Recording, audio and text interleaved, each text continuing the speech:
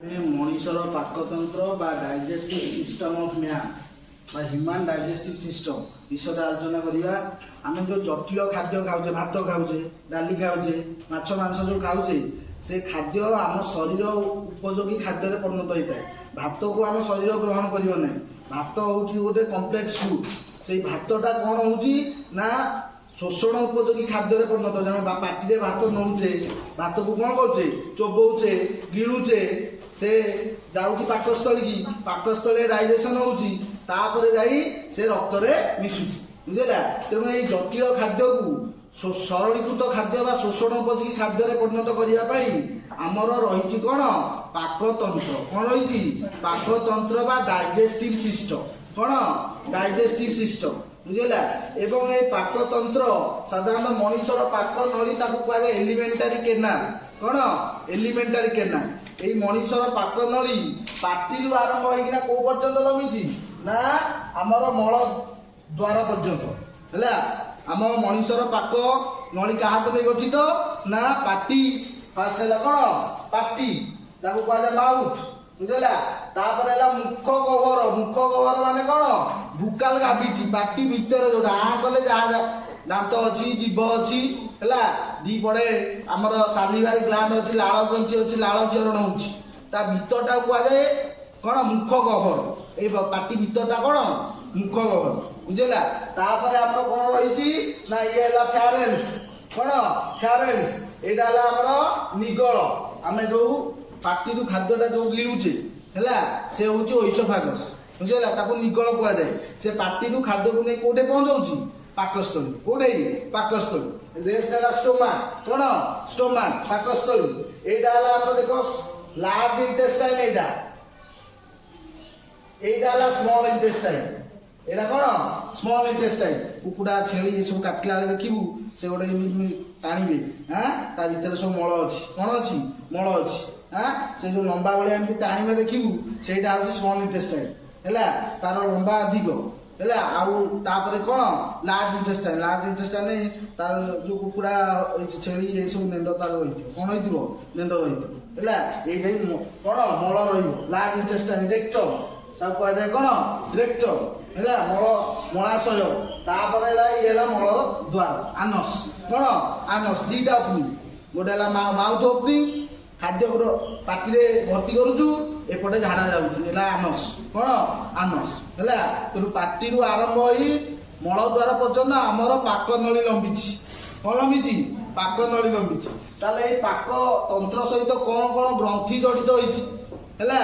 Fast है किए ना लाल ग्रंथि कौन लाल ग्रंथि सालिवारी ग्लैंड कहुए पार्टी रे 3 जोड़ा लाल ग्रंथि अच्छी लाल ग्रंथि यहाँ हूँ गोटे कौन ना एक्सोक्राइन ग्लैंड रंध्र अच्छी लाल बाहर सालिवा कौन बाहर सालिवा से सालिवार काइमिन एंजाइम अच्छे खाद्य पार्टी की नेबा से लाल खाद्य सहित मिसिबो जेते अधिक समय आम चोबेबा कौन करवा खाद्य को जेते अधिक समय चोबेबा से लाल खाद्य सहित मिसिले आमर जो श्वेतसार जातीय खाद्य अच्छी स्टार्च से डाइजेशन हम पार्टी भातटा को आम जब चोबेबानी खाली गिरीदेवा तरतरी आईना से भात पेटे डाइजेशन हेनी इनडाइजेशन हम तेणु भात को जिते कौन करूँ चोबेबू कौन करूँ भात रुटी की चोबेले अधा डाइजेशन कौटे हम पार्टी हम कहीं पार्टी लाल ग्रंथि अच्छी सालिवारी ग्लैंड कहुए कौन कहुए सालिवारी ग्लैंड। नेक्स्ट है जठर ग्रंथि गैस्ट्रिक ग्लैंड कौटे अच्छी स्टोमाक कौटे अच्छी स्टोमाक है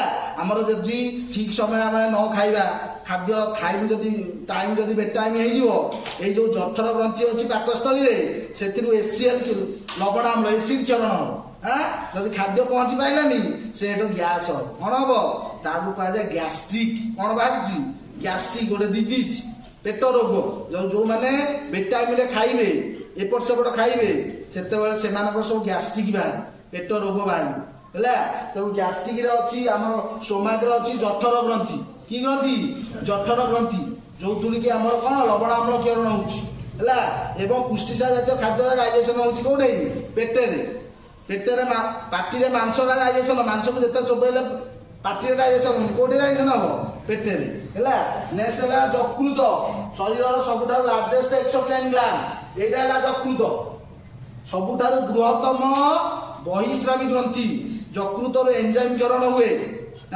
କଣ କ୍ଷରଣ ହୁଏ? ଏନଜାଇମ ସବୁଠାରୁ ଇମ୍ପୋର୍ଟାଣ୍ଟ ଅର୍ଗାନ লিভর। କଣ লিভর ବୁଝିଲା। ଏବଂ ସେଥିରୁ ପିତ୍ତ ରସ କ୍ଷରଣ ହୁଏ। କଣ କ୍ଷରଣ ହୁଏ? ପିତ୍ତ ରସ। ସେ ପିତ୍ତ ରସ ଆସି ଗାଲ ବ୍ଲାଡର, ଏଇଟା ହଉଛି ଗାଲ ବ୍ଲାଡର, ପିତ୍ତ କୋଷରେ କଣ ନା ଷ୍ଟୋର ହେଇକିନା ରହେ ଏବଂ ଖାଦ୍ୟ ସହିତ ମିଶିଲେ ଖାଦ୍ୟର ଡାଇଜେସନ ହୁଏ ଏବଂ ଖାଦ୍ୟକୁ ମଳରେ ପରିଣତ କରିବ। ଯଦି ପିତ୍ତ ଆଜିକାଲି ସବୁ ଗାଲ ବ୍ଲାଡର ଷ୍ଟୋନ ହଉଛି, କଣ ହଉଛି?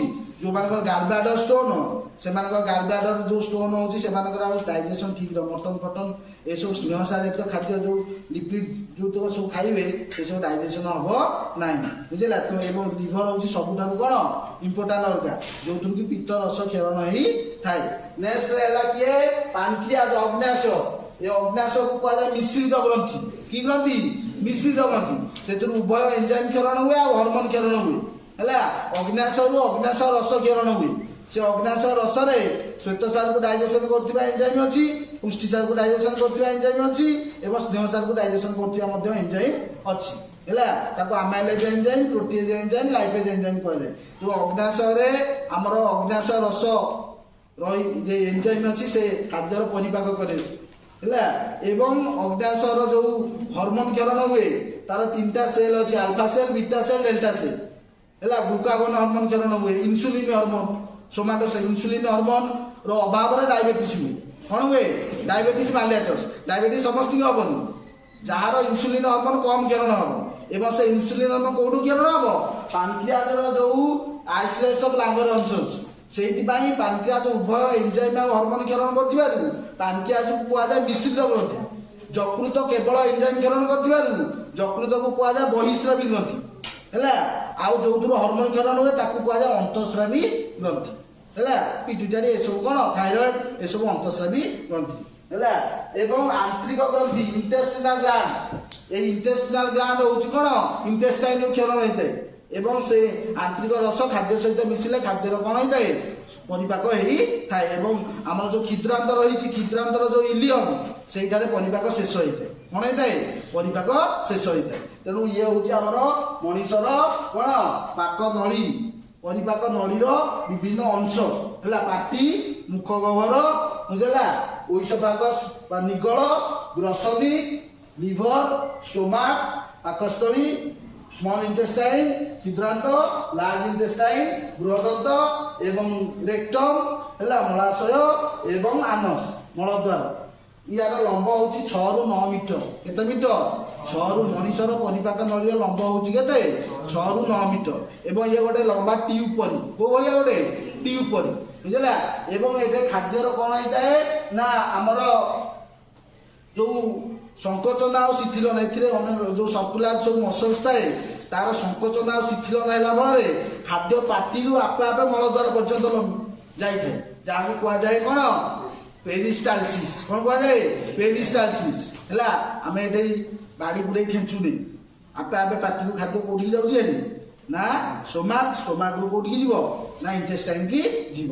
ତେଣୁ ଖାଦ୍ୟର ଏଇ ଯୋଉ ଗତିକି କୁହାଯାଏ କଣ ପେରିଷ୍ଟାଲସିସ୍। କଣ କୁହାଯାଏ?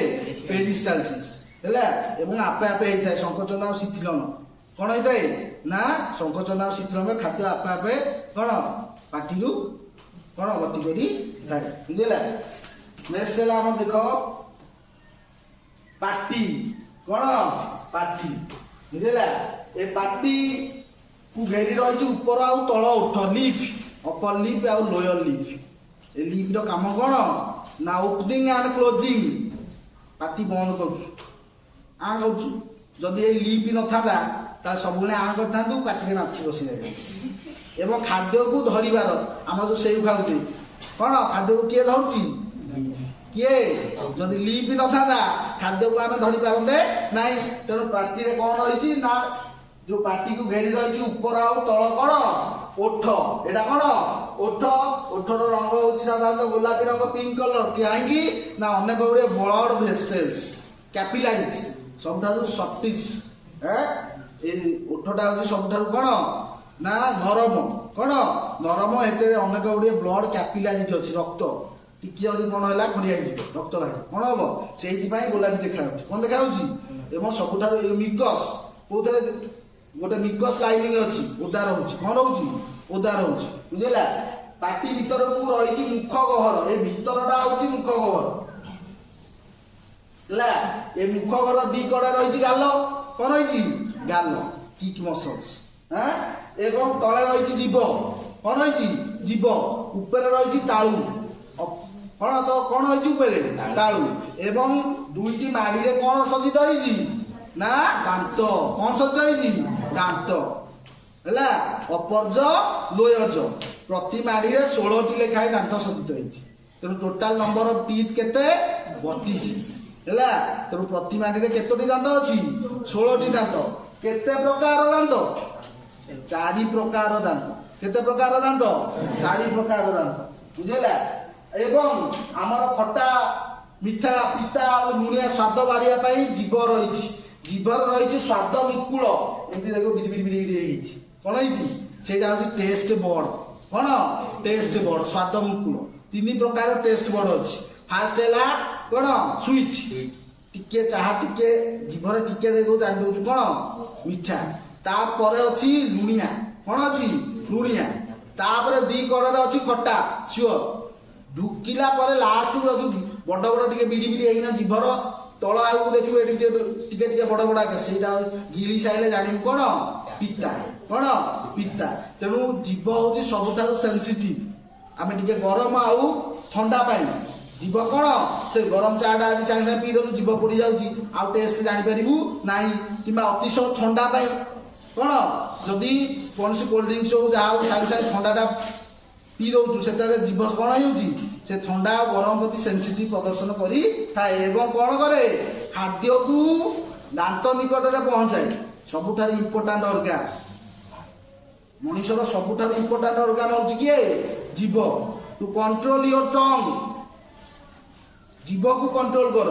କାହିଁକି ନା ଜିଭ କଥା କହିବାରେ ସାହାଯ୍ୟ କରୁଛି। ଜିଭ ଖାଦ୍ୟର ସ୍ୱାଦ ନିର୍ଣ୍ଣୟ କରିବାରେ ସାହାଯ୍ୟ କରୁଛି। ଯଦି ଆମେ ଜିଭକୁ କଣ୍ଟ୍ରୋଲ ନ କରିବା, ତାହେଲେ ଯଦି ଆମେ ଆମ ଜୀବନରୁ କୌଣସି ଥରେ କଣ ଖରାପ କଥା ବାହାରିଗଲା, ସେ କଥା ବାହାରିଗଲା ମାନେ ଝଗଡ଼ା ଝାନ୍ତି ସୃଷ୍ଟି ହେଲା। ବୁଝିଲା? ଯଦି ଭଲ କଥା କହିଲୁ ତାହେଲେ କଣ? ସମ୍ପର୍କ ଗଢି ଉଠିବ। ଯଦି ଖରାପ କଥା କହିବୁ ତାହେଲେ ସମ୍ପର୍କ କଣ ହବ? ଭାଙ୍ଗିବ। ତେଣୁ ଜିଭ ସବୁବେଳେ କଣ? ଭଲ କଥା କହିବ। ଦ୍ୱିତୀୟରେ ହେଲା କଣ? ନା ଖାଦ୍ୟକୁ ତାର ସ୍ୱାଦ ନିର୍ଣ୍ଣୟ କରିବ। ଯଦି ମୋ ଜିଭଟାକୁ ମୁଁ ସବୁବେଳେ କହିବି ମତେ ଭଲ ଦରକାର ଖାଦ୍ୟ, ଏଇଟା ଭଲ ହେଇନି, ଏଇଟା ସେଇଆ ହେଇନି, ଏଇଟା ଲୁଣିଆ ହେଇଛି, କଟା ହେଇଛି, ମିଠା ହେଇଛି, ତାହେଲେ କଣ ହବ? ଖାଦ୍ୟକୁ ଯଦି ମୁଁ ସବୁବେଳେ କଣ? ଜିଭକୁ ଖାଦ୍ୟରେ ଭଲ ମନ୍ଦ ଅଛି, ଯଦି ମୁଁ କହିବି ମୁଁ ସବୁବେଳେ ଭଲ ଖାଇବି, ତାହେଲେ କଣ ହବ? ଡିଷ୍ଟର୍ବାନ୍ସ ହବ। କଣ ହବ? ତେଣୁ ଜିଭକୁ ସବୁ ଯିଏ ଜିଭକୁ ନିଜର ଜିଭକୁ କଣ୍ଟ୍ରୋଲ କରିଛି ତା ଜୀବନ ଶୃଙ୍ଖଳିତ ହେବ। କଣ ହେଇଛି? ସେଇଥିପାଇଁ ସବୁଠାରୁ ଇମ୍ପୋର୍ଟାଣ୍ଟ ଅର୍ଗାନ। ଏବଂ ଜିଭରେ ଗୋଟେ ହାଡ଼ ଅଛି, ତା ନାଁ ହେଲା ହାଇଓଏଡ ବୋନ। କି ବୋନ? ହାଇଓଏଡ ବୋନ। ତୋ ଜିଭରେ ହାଡ଼ ଅଛି? ହଁ ମୋର ହାଡ଼ ଅଛି। ଗୋଟେ ଇଲାଷ୍ଟିକ ବୋନ। କି ବୋନ? ଇଏ ହାତରେ ଏଇଟା ମୋର ହାଡ଼ ଅଛି, ଏଇଟା ହଉଛି କଣ? ନା ବୋନ। ଏଇଟା ଯଦି ମୁଁ ମୋଡ଼ିଦେବି ଭାଙ୍ଗିଯିବ, କିନ୍ତୁ ଜିଭ ଏପଟ ସେପଟ ହଉଛି। କଣ ହଉଛି? କଣ ହଉଛି? ଏପଟ ସେପଟ ହଉଛି। କାହିଁକିନା ଜିଭରେ ଇଲାଷ୍ଟିକ ବୋନ ଅଛି। କଣ ଅଛି? Elastic bone. ଯିଏ କଣ କରୁଛି? ଖାଦ୍ୟକୁ ଏ କଳରୁ ସେ କଳକୁ, ଦାନ୍ତ ନିକଟକୁ ଖାଦ୍ୟକୁ ଏପଟ ସେପଟ କରିବାରେ ସାହାଯ୍ୟ କରୁଛି। ଯଦି ଜିଭ ନଥାନ୍ତା ତାହେଲେ ଆମେ ଠିକ ଭାବରେ ଖାଦ୍ୟ ସବୁ ଗୁଡାକ ଚୋବେଇ ହେଇପାରି ନଥାନ୍ତା। ତେଣୁ ଜିଭ ହଉଛି ସବୁଠାରୁ କଣ? Important organ. ବୁଝିଲା? ଏବଂ ଖାଦ୍ୟକୁ ଦାନ୍ତ ନିକଟରେ ପହଞ୍ଚାଇବାରେ ମଧ୍ୟ ଜିଭ ସାହାଯ୍ୟ କରେ। କଥା କହିବାରେ ମଧ୍ୟ କଣ କରେ? ସାହାଯ୍ୟ କରେ। ତାହେଲେ ମଣିଷ ଜୀବନରେ 2 ଥର ଦାନ୍ତ ଉଠେ। କଣ? 2 ଥର ଦାନ୍ତ ଉଠେ। ଆଫ୍ଟର ବାର୍ଥ 6 ମାସରୁ 2.5 ବର୍ଷ ଭିତରେ ଯୋଉ ଦାନ୍ତ ଉଠେ ସେ ଦାନ୍ତକୁ କୁହାଯାଏ କ୍ଷୀର ଦାନ୍ତ, ମିଲ୍କ ଟିଥ୍। କଣ କୁହାଯାଏ? Milk teeth. ବୁଝିଲା? ଏଇ ଯୋଉ କ୍ଷୀର ଦାନ୍ତ ହେଲା, ସେ କ୍ଷୀର ଦାନ୍ତ ଯୋଉ ଛୋଟ ପିଲାଙ୍କ ଦାନ୍ତ ଦେଖିବୁ ଆଉ ତୋ ଦାନ୍ତ ବର୍ତ୍ତମାନ ଦେଖିବୁ। ଛୋଟ ପିଲା ଦାନ୍ତ ପୁରା ଅମୁଲ। କଣ? ଅମୁଲ ଟିଥ୍ ପୁରା ସୁନ୍ଦର ଦେଖା ଯାଉଛି, ଚିକ୍ ଚିକ୍ ମାରୁଛି। ତୋ ଦାନ୍ତ ବାଦାମୀ ହେଇଯାଇଛି। କଣ ହେଇଛି? ତାମାନେ କ୍ଷୀର ଦାନ୍ତ ପଡିଲା ପରେ ଏବେ ଯୋଉ ଦାନ୍ତ ଉଠିଛି ସେ ହଉଛି ପରମାନେଣ୍ଟ ଟିଥ୍, ସ୍ଥାୟୀ ଦାନ୍ତ। ଏବେ ଯଦି ଆଉ ଥରେ ତୋ ଦାନ୍ତ କୋଉଠି ବାଜିକିନା ଭାଙ୍ଗିକିନା ଗଳି ପଇଲା ଆଉ ଉଠିବ ନାହିଁ। ତେଣୁ ଦାନ୍ତ 6 ମାସରୁ 2.5 ବର୍ଷ ଭିତରେ ଦାନ୍ତ ଉଠିବ ଏବଂ 6 ବର୍ଷରେ ଦାନ୍ତ ସବୁ ମିଲ୍କ ଟିଥ୍ ପଡିଯିବ। କଣ ହେଇଯିବ? ପଡିଯିବ। ଏଇ ଯୋଉ ମିଡ୍ ଟିଥ୍ ଅଛି ସେ କେତେଟା ଅଛି 20ଟା। ତାପରେ ଯୋଉ ଦାନ୍ତ ଉଠିବ ସେ ହଉଛି କଣ ପରମାନେଣ୍ଟ ଟିଥ୍। ତେଣୁ ମଣିଷର ଦାନ୍ତର ଗଠନ ଅନୁସାରେ ଦାନ୍ତକୁ 4 ଭାଗରେ ବିଭକ୍ତ କରାଯାଇଛି, ଗଠନ ଏବଂ କାର୍ଯ୍ୟ, ବୁଝିଲା। ତାହେଲେ କଣ ନା ଫାଷ୍ଟ ହେଲା ଆମର କଣ କର୍ତ୍ତନ ଦାନ୍ତ। କି ଦାନ୍ତ? କର୍ତ୍ତନ ଦାନ୍ତ, ଯାହାକୁ କୁହାଯାଏ ଇନସିଜର। କଣ କୁହାଯାଏ? ଇନସିଜର। ଦେଖ କର୍ତ୍ତନ ଦାନ୍ତ କୋଉଟା? ଏଇ ଜାଗା ଦେଖ, ଏଇଟା ସାଇଜିଆ ଦାନ୍ତ କଣ କର୍ତ୍ତନ ଦାନ୍ତ, ବୁଝିଲା। କର୍ତ୍ତନ ଦାନ୍ତ କେତେଟା? 8ଟା। ପ୍ରତି ମାଢିରେ କେତେଟା?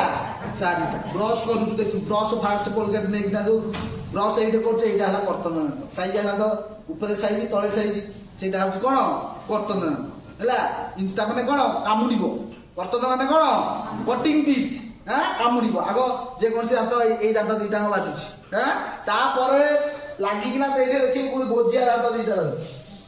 କୁକୁର ଦେଖିବୁ, ବାଘ ସିଂହ ଏମାନେ ହଉଛନ୍ତି ମାଂସାଶୀ ପ୍ରାଣୀ, ଶ୍ୱାନ ତାକୁ କୁହାଯାଏ, ଶ୍ୱାନ ପ୍ରାଣୀ। ତାଙ୍କର ଦେଖିବୁ ଗୋଜିଆ ଦାନ୍ତ ଦିଟା ବାହାରିଛି ହେଲା। ଏଇ କର୍ତ୍ତନ ଦାନ୍ତକୁ ଲାଗିକିନା ଦିଟା ଗୋଜିଆ ଦାନ୍ତ ଅଛି, ତାକୁ କୁହାଯାଏ ଟିଅରିଂ ଟିଥ୍। ଛିଡେଇବ, ମାଂସକୁ ଛିଡେଇବ। ମାଂସ କୋଉଠି ଛିଡଉଛୁ? ସେଇ ଯୋଉ ଗୋଜିଆ ଦାନ୍ତ ବାହାରିଛି। କୁକୁର ବିଲେଇ ମାନଙ୍କର ଯେମିତି ଦାନ୍ତ, ସେମିତି ଆମର ଦାନ୍ତ ରହିଛି। ପ୍ରତି ମାଢିରେ କେତେଟା ଅଛି? ପ୍ରତି ମାଢିରେ ଆମର ଟୋଟାଲ 4ଟି। କେତୋଟି? ଟୋଟାଲ 4ଟି, ବୁଝିଲା। ଇଏ ହଉଛି କଣ ଟିଅରିଂ ଟିଥ୍, ଶ୍ୱାନ ଦାନ୍ତ। କି ଦାନ୍ତ? ଶ୍ୱାନ ଦାନ୍ତ, ଯାହାକୁ କୁହାଯାଏ କଣ ଟିଅରିଂ ଟିଥ୍ ହେଲା। ତାପରେ ଆସିଲା କଣ ନା ଆମର ଚର୍ବଣ ଦାନ୍ତ। କି ଦାନ୍ତ?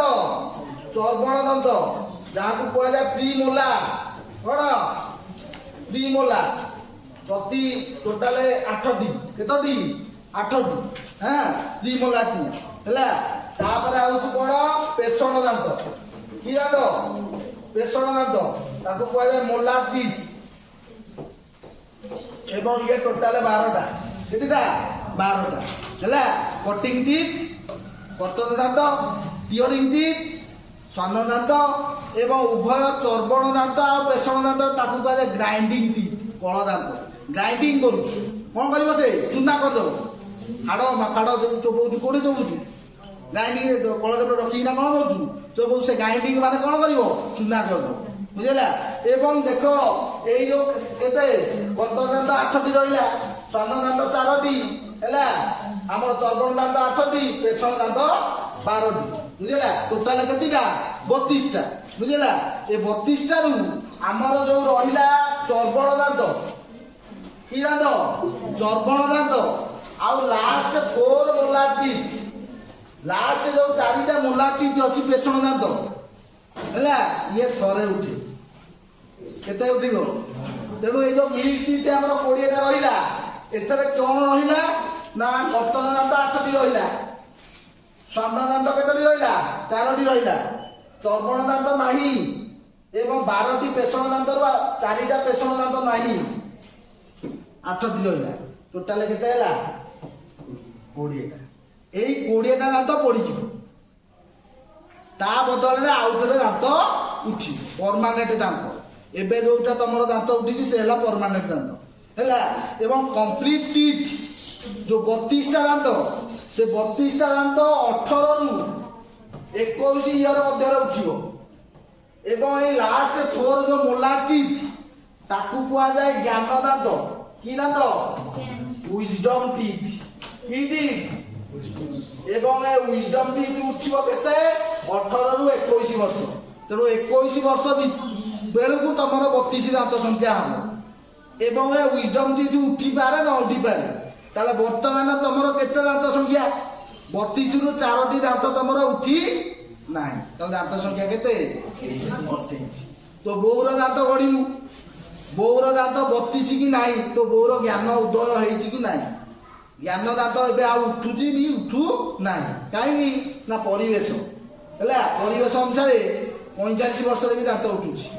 ଯେତେବେଳେ ଏଇ କଳ ଦାନ୍ତ ଉଠିବ, ସେଇ ଯୋଉ ୱିଜଡମ ଟିଥ୍ 4ଟା ରହିଲେ ତାଙ୍କର କିଛି କାମ ନାହିଁ। ଲାଷ୍ଟକୁ ଉଠିବ, ବିନ୍ଧିବ।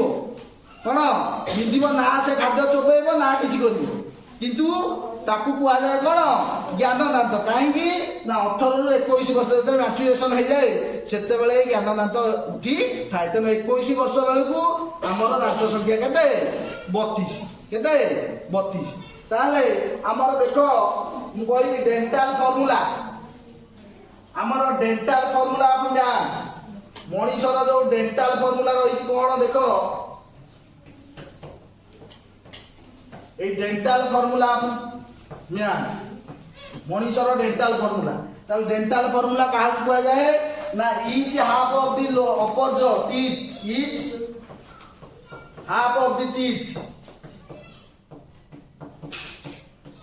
In upper jaw and lower জ অপর জ আর লোয়ার জ রে जो দাঁত ଅଛି গুণন 2 তাহলে each half of the teeth দেখো 2 1 2 3 2 1 2 3 ଗୁଣନ 2 ତାହେଲେ ଟୋଟାଲ କର୍ତ୍ତନ ଦାନ୍ତ ମୁଁ କହିଲି କେତିଟା 8ଟା କେତିଟା ପ୍ରତି ମାଢିରେ କେତିଟା 4ଟା ତାହେଲେ 4 ର ହାଫ କେତେ 2 ସ୍ୱାନ ଦାନ୍ତ କେତିଟା ଟୋଟାଲ 4ଟା ପ୍ରତି ମାଢିରେ କେତିଟା 2ଟା ତାହେଲେ 2 ର ହାଫ କେତେ 1 ଚର୍ମଣ ଦାନ୍ତ କେତିଟା 8ଟା প্রতি মাড়িরে কেতিটা 4টা 4 র হাফ কেতে 2 পেছন দান্ত কেতিটা 12টা 12টারু প্রতি মাড়িরে কেতিটা 6টা 6 র হাফ কেতে 3 তেণু 2 plus 1 plus 2 plus 3 plus 2 plus 1 plus 2 plus 3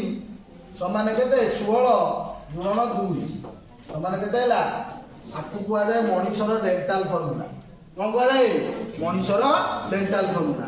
এবং এই দান্তরে দেখ এই যে আমার কর্তন দাঁত রয়েছে ছেদক দাঁত রয়েছে চর্বণ দাঁত রয়েছে পেছন দাঁত সমস্তর সেপ আন্ড সাইজ অলগা ହେଲା এবং দান্তরে যে হোয়াইট সবস্টান্স রয়েছে দান্তটা চিকচিক মারুছি হ্যাঁ সাইজিং করুছি এবং ସବୁଠାରୁ শক্ত তাকে কুয়াযাଏ ইনামেল কোন কুয়াযাଏ ସବୁଠାରୁ ହାର୍ଡେଷ୍ଟ ପାର୍ଟ ଅଫ দি ବଡି ମଣିଷର ସବୁଠାରୁ ଶକ୍ତ ଅଂଶ ହଉଛି ଦାନ୍ତର ଧଳା ଅଂଶ ତାକୁ କୁହାଯାଏ କ'ଣ ଇନାମେଲ କ'ଣ କୁହାଯାଏ ଇନାମେଲ ଯେ ଇନାମେଲ ଯଦି ନଷ୍ଟ ହେଇଯିବ ଦାନ୍ତ କ୍ଷୟ ହବ କ'ଣ ହେଇଯିବ ଦାନ୍ତ ଆସ୍ତେ ଆସ୍ତେ କ'ଣ ହବ ନଷ୍ଟ ହେଇଯିବ ଏବଂ ଦାନ୍ତ ସାଧାରଣତଃ କ୍ୟାଲସିୟମ କ'ଣ କ୍ୟାଲସିୟମ ହେଲା କ୍ୟାଲସିୟମ ଫସ୍ଫରସ୍ ଇଏ ଦାନ୍ତ ହାଡ଼କୁ ମଜବୁତ ରଖିବାରେ ସାହାଯ୍ୟ ତେଣୁ ଦାନ୍ତର ଯୋଉ ହ୍ୱାଇଟ୍ ସବଷ୍ଟାନ୍ସ ଯୋଉଟା ଚିକଚିକ ମାର୍କ ସେଇଟା ହଉଛି ଇନାମେଲ ଦ୍ୱାରା ଗଠିତ ଏବଂ ସବୁଠାରୁ ହାର୍ଡେଷ୍ଟ ପାର୍ଟ ସବୁଠାରୁ କ'ଣ ଶକ୍ତ ଅଂଶ ହଉଛି ଦାନ୍ତର ଏଇ ଯୋଉ ଧଳା ଅଂଶଟି ହେଲା। ତାହେଲେ ବିଭିନ୍ନ ପଶୁମାନଙ୍କର ବା ପ୍ରାଣୀମାନଙ୍କର ଦାନ୍ତ ସଂଖ୍ୟା ଭିନ୍ନ ଭିନ୍ନ ଯଥା ମଣିଷର ମୁଁ କହିଲି 32 ମଣିଷର କେତେ 32 ହେଲା। ମଣିଷ ସହିତ କେଉଁ କେଉଁ ପ୍ରାଣୀମାନଙ୍କର ଦାନ୍ତ ସମାନ ଅଛି ନା ଗାଈ କିଏ କାଉ ମେଣ୍ଢା ସିପ୍ ଗୋଟ ଛେଳି ଏମାନଙ୍କର ବି ଦାନ୍ତ ସଂଖ୍ୟା 32 ଗାଈ ମେଣ୍ଢା ଆଉ ଛେଳି ଦାନ୍ତ ସଂଖ୍ୟା କେତେ 32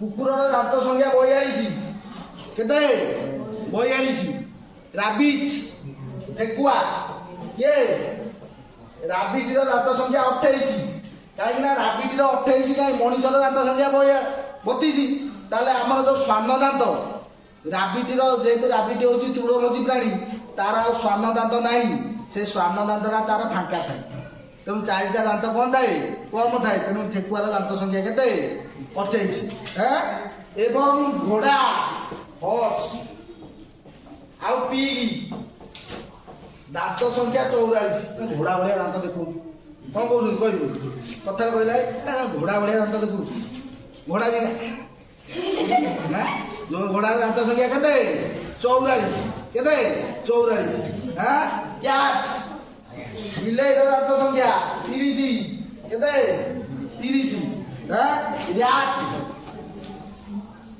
ମୂଷାର ଦାନ୍ତ ସଂଖ୍ୟା 16 କେତେ 16 ହାତୀ ଏଲିଫ୍ୟାଣ୍ଟର ଦାନ୍ତ ସଂଖ୍ୟା କେତେ 14 ହାତୀର ଯୋଉ ଇନସିଜର ଟିଥ୍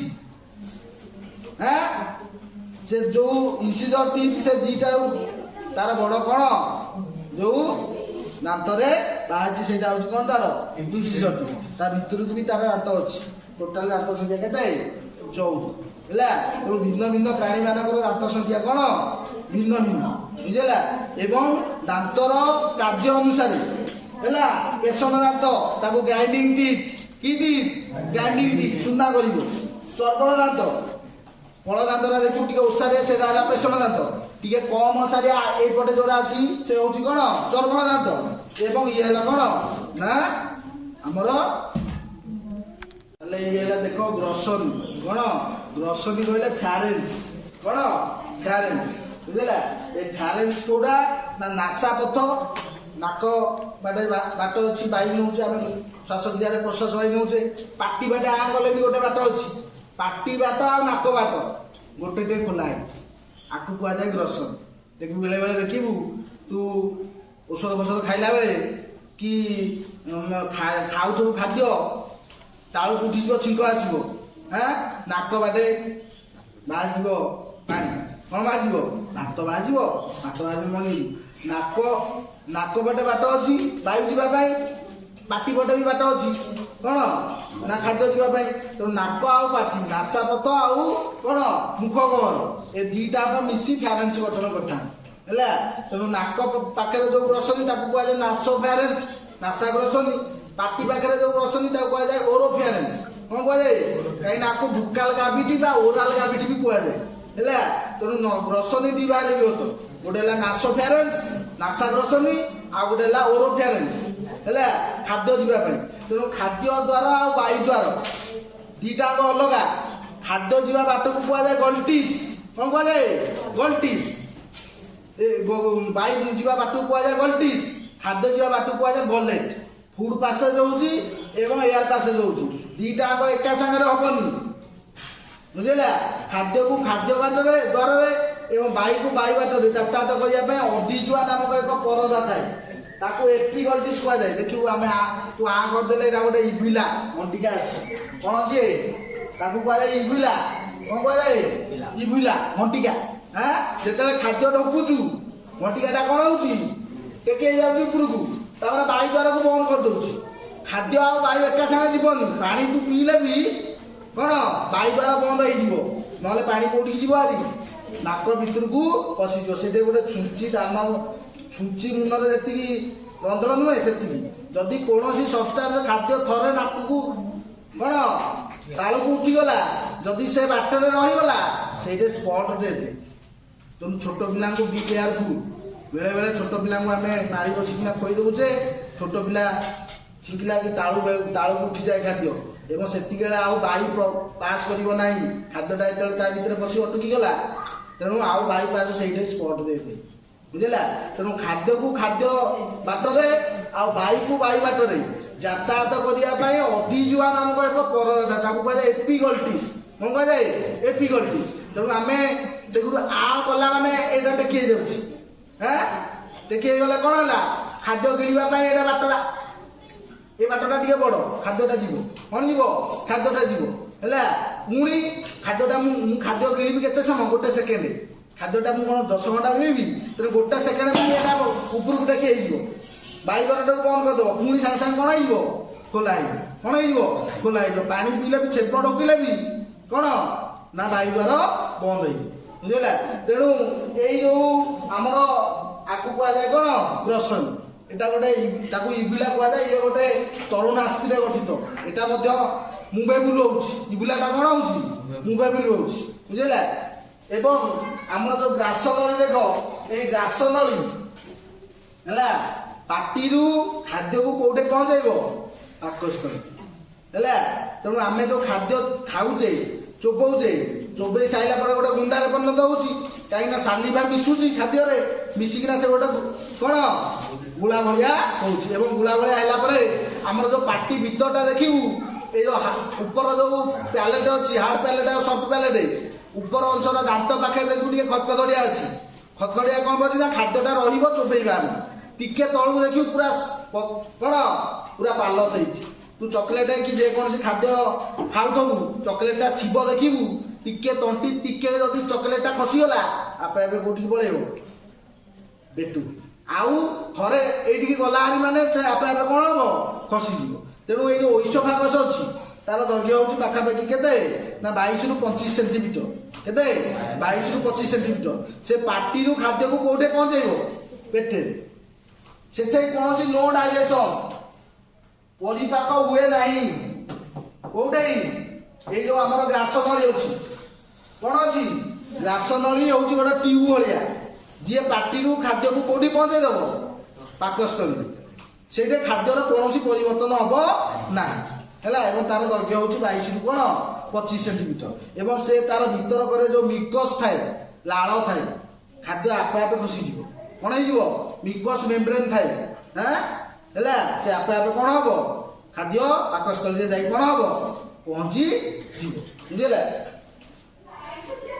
नेक्स्ट है देख पाकस्थली कौन पाकस्थली हूँ कौन जेएसए को भाया जेएसए है यार 3टा अंश अच्छी है एटा बॉडी एटा फंडस ये जो पाकस्थली ये देख अच्छी कौन ना ये आमर अच्छी हृत्पिंड कौन अच्छी हृत्पिंड है तेणु हृत्पिंड थी अंश को कहुए कार्डियाक स्टोमा कौन कहुए कार्डियाक स्टोमा है एवं तल अंश कम ओसारिया यही अंशटा ओसारिया एटा कहुए बॉडी एटा हूँ तार फंडस एटा हूँ पाइलोरिक स्टोमा एटा कौन पाइलोरिक स्टोमा तेणु पाकस्थली 2टा अंश अच्छी गोटे कार्डियाक स्टोमाक आ गोटे कौन पाइलोरिक स्टोमाक हृत्पिंड पाखे कहुए कार्डियाक स्टोमाक है एवं तल अंशटा कम ओसारिया ताकू कहुए पाइलोरिक स्टोमा कौन कहुए पाइलोरिक स्टोमा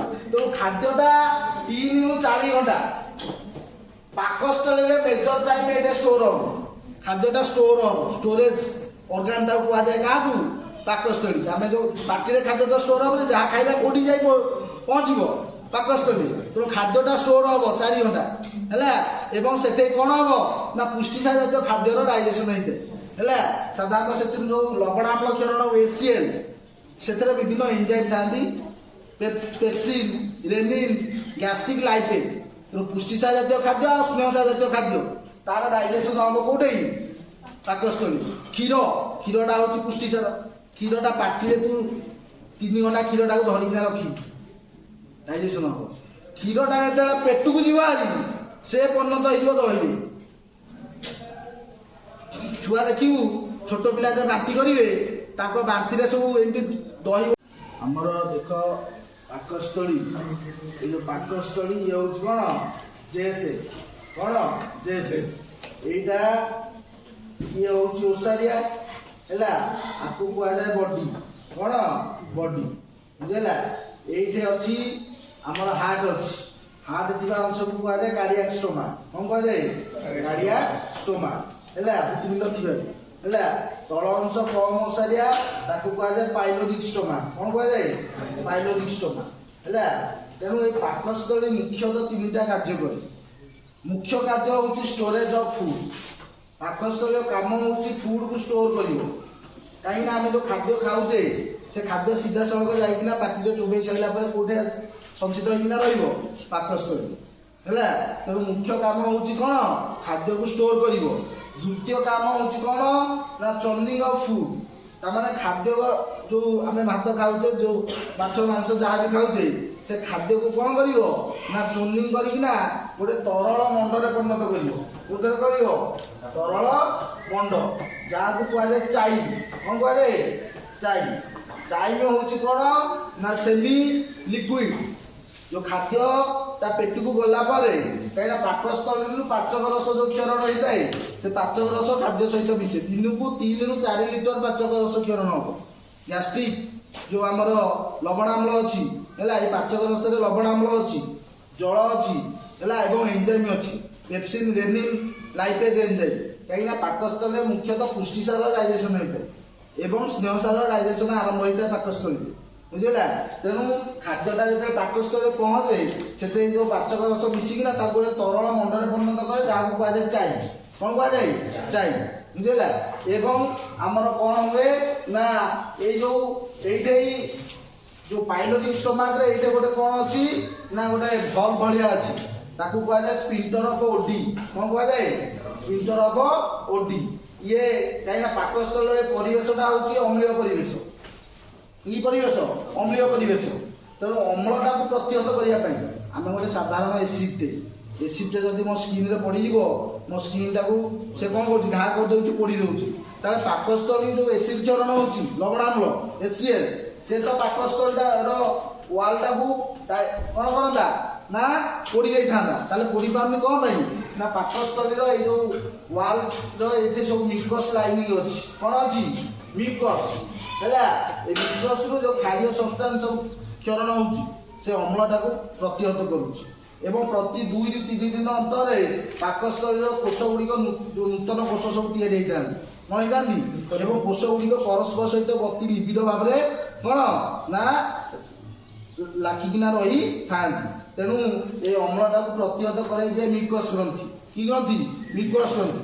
ହେଲା, ତେଣୁ ଏଇ ଯେଉଁ ଅମ୍ଳ ଆମର ମାଂସକୁ ଡାଇଜେସନ କରୁଥିଲା ବେଳେ ପାକସ୍ଥଳୀର ୱାଲ୍କୁ ଡାଇଜେସନ କରିପାରେ ନାହିଁ। ଏଇଟା ହେଉଛି ତାର କାରଣ। କ'ଣ? ଏଇଟା ହେଉଛି ତାର କ'ଣ କାରଣ? ବୁଝିଲା? ତେଣୁ ଆମର ଯେଉଁ ଅଛନ୍ତି ସବୁ କ'ଣ ନା ରୁମିନାଣ୍ଟ ଆନିମଲ୍ସ। କିଏ? ରୁମିନାଣ୍ଟ ଆନିମଲ୍ସ ଯେଉଁ ସାଧାରଣତଃ ଗାଈ, କାଓ, ହେଲା, ମେଣ୍ଢା, ବୁଝିଲା, ଛେଳି, ହେଲା, ଏସବୁ କ'ଣ କଲେ? ଗାଈର ଆମର ପାକସ୍ଥଳୀ 3 ଭାଗରେ ବିଭକ୍ତ ହେଇଛି। ଗାଈର ପାକସ୍ଥଳୀ 4 ଭାଗରେ ବିଭକ୍ତ ହେଇଛି। ବୁଝିଲା? ଗୋଟେ ହେଲା ରୁମେନ୍, ରେଟିକୁଲମ୍, ଓମାଜ, ଆଉ ଗୋଟେ ହେଲା ଆବୋମାଜ। ବୁଝିଲା? ତେଣୁ ରୁମେନ୍ ହେଉଛି ତାର ଲାର୍ଜେଷ୍ଟ ପାର୍ଟ। ତେଣୁ ଗାଈ ଯେଉଁ ଖାଉଛି ସେମାନେ ଚରୁଛନ୍ତି ନା ଦିନ ସାରା। ଗାଈ, ଛେଳି, ମେଣ୍ଢା ସବୁ ଚରୁଛନ୍ତି। ତେଣୁ ଖାଦ୍ୟ ଘାସ ଯାହା ବି ଦେଖିଲେ ସେ ଆଗ ପାଟିକି ନେଇଯିବେ ଏବଂ ସେ ସବୁ କୋଉଠିକି ଯିବ? ହାରି ତାର ରୁମେନ୍କୁ ଯିବ। କୋଉଠିକି ଯିବ? ରୁମେନ୍କୁ ଯିବ ହାରି। ହେଲା, ତେଣୁ ଯେଉଁ ସେମାନେ ସାଧାରଣତଃ ଯେଉଁ ତନ୍ତୁ ଜାତୀୟ ଖାଦ୍ୟ ଖାଉଛନ୍ତି, ଡାଳ, ପତ୍ର, ଘାସ, ଏସବୁ ସହଜରେ ତ ଡାଇଜେସନ ହେବନି। ତେଣୁ ସେଇ ଯେଉଁ ଖାଦ୍ୟ ଗୁଡ଼ିକ ସବୁ ରୁମେନ୍ରେ ରହିବ। ସେମାନେ ଦିନ ସାରା ଚରିବେ, ଚରିକିନା ସବୁ କୋଉଠି ରହିବ? ଏ ରୁମେନ୍ରେ ରହିବ। ରୁମେନ୍ରୁ ଏଠୁ କ'ଣ ହବ ନା ରାତିରେ ସେଇ ଖାଦ୍ୟଟା ରୁମେନ୍ରୁ ପୁଣି ମାଉଥକୁ ଆସିବ। କୋଉଠିକି ଆସିବ? ମାଉଥକୁ ଆସିବ, ପାଟିକି ଆସିବ। ସେମାନେ ପାଟିରେ କ'ଣ କରିବେ? ପୁଣି ତାକୁ ଚୋବେଇକିନା ପାକୁଳି କରିବେ। କ'ଣ କରିବେ? ପାକୁଳି କରିବେ। ଅନେକ ସମୟ ଚୋବେଇଲା ପରେ ସେ ପୁଣି କୋଉଠିକି ଯିବ? ନା ଆମର ରେଟିକୁଲମ୍ ଆଉ ଓମାଜମ ଆବୋମାଜମକୁ ଯିବ। ତେଣୁ ପାକସ୍ଥଳୀରୁ ପାଟିକି ଆସିବ ଯେଉଁମାନେ ସବୁ କ'ଣ ଗାଈ, ଛେଳି ଆଉ ମେଣ୍ଢା ଯେଉଁମାନେ ପାକୁଳି କରନ୍ତି। ତେଣୁ ଆମର ପାକସ୍ଥଳୀରୁ ଖାଦ୍ୟ କ'ଣ ପାଟିକି ଆସିବ ନାହିଁ। ବୁଝିଲା? ତେଣୁ ସେମାନଙ୍କୁ ରୁମିନାଣ୍ଟସ୍ ଆନିମଲ୍ କୁହାଯାଏ। କ'ଣ କୁହାଯାଏ? ରୁମିନାଣ୍ଟସ୍ ଆନିମଲ୍ କୁହାଯାଏ। ବୁଝିଲା? ତେଣୁ ପାକସ୍ଥଳୀର ପରବର୍ତ୍ତୀ ଅଂଶ ହେଉଛି କିଏ? କ୍ଷୁଦ୍ରାନ୍ତ। କିଏ? କ୍ଷୁଦ୍ରାନ୍ତ, ଯାହାକୁ କୁହାଯାଏ ସ୍ମଲ୍ ଇଣ୍ଟେଷ୍ଟାଇନ୍। କ'ଣ କୁହାଯାଏ? Small intestine. ବୁଝିଲା? ଏବଂ ବୃହଦନ୍ତ ହେଉଛି କ'ଣ? Large intestine. କ'ଣ? Large intestine. ବୁଝିଲା? ଏଇ ଯେଉଁ କ୍ଷୁଦ୍ରାନ୍ତ ଆଉ ବୃହଦନ୍ତ, ହେଲା, କ୍ଷୁଦ୍ରାନ୍ତ ଆମର ସାଧାରଣତଃ କାହାକୁ ସ୍ମଲ୍ ଇଣ୍ଟେଷ୍ଟାଇନ୍ କାହିଁକି କୁହାଯାଏ? ନା କ୍ଷୁଦ୍ରାନ୍ତର ଲେନ୍ଥ ବା ଦୈର୍ଘ୍ୟ ହେଉଛି 6 ମିଟର। କେତେ ମିଟର? 6 ମିଟର। କିନ୍ତୁ ତାର ଡାଇମିଟର ହେଉଛି କେତେ? 2.5 ସେଣ୍ଟିମିଟର। ବୁଝିଲା? 2.5 ସେଣ୍ଟିମିଟର। କିନ୍ତୁ ଲମ୍ବ ଅଧିକ 6 ମିଟର। ହେଲା, ତେଣୁ ତାକୁ କୁହାଯାଏ ସ୍ମଲ୍ ଇଣ୍ଟେଷ୍ଟାଇନ୍। ବୁଝିଲା? ଏବଂ ଲାର୍ଜ ଇଣ୍ଟେଷ୍ଟାଇନ୍ ତାକୁ କାହିଁକି କୁହାଯାଏ? ନା ୟାର ଆମର ଲମ୍ବ ହେଉଛି 1.5 ମିଟର ଏବଂ ଡାଇମିଟର ହେଉଛି 6.5 କ'ଣ ସେଣ୍ଟିମିଟର। ତେଣୁ ୟାର ଓସାର ଅଧିକ ଥିବାରୁ ଦୈର୍ଘ୍ୟ କମ୍ ଲାର୍ଜ ଇଣ୍ଟେଷ୍ଟାଇନ୍ର, ସ୍ମଲ୍ ଇଣ୍ଟେଷ୍ଟାଇନ୍ର ଲମ୍ବ ଅଧିକ କିନ୍ତୁ ଓସାର କମ୍। ବୁଝିଲା? ତେଣୁ ଏଇ କ୍ଷୁଦ୍ରାନ୍ତକୁ 3 ଭାଗରେ ବିଭକ୍ତ କରାଯାଇଛି। କେତେ ଭାଗରେ ବିଭକ୍ତ କରାଯାଇଛି? এইটা ହେଲା ସ୍ମଲ୍ ଇଣ୍ଟେଷ୍ଟାଇନ୍। ଇଏ ଗୁଡ଼େଇ ରହିଛି।